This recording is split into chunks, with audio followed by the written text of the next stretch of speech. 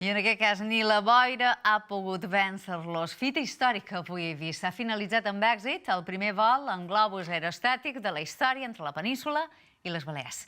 El viatge, impulsat per la companyia catalana Contiki, ha durat 4 hores i mitja. Un equip del Notícies Vespre ha parlat amb la seva tripulació.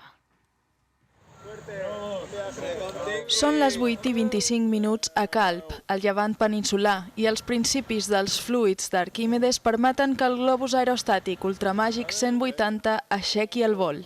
Els seus dos únics tripulants s'enlairen en un viatge sense garanties de tocar terra, amb l'única propulsió d'un vent moderat i favorable, amb l'esperança d'arribar a Eivissa. Calculem que uns 25 anys que ja se'ns va passar pel cap i sempre ho volíem fer. Podríem dir que això és ben bé un somni realitzat avui. Això sí, tot viatge comporta els seus riscs.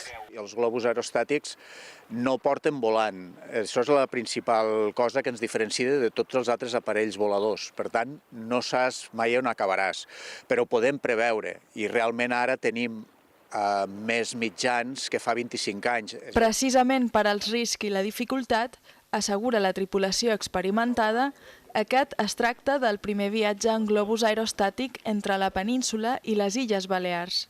No cal de vegades anar tan lluny per trobar una gran aventura.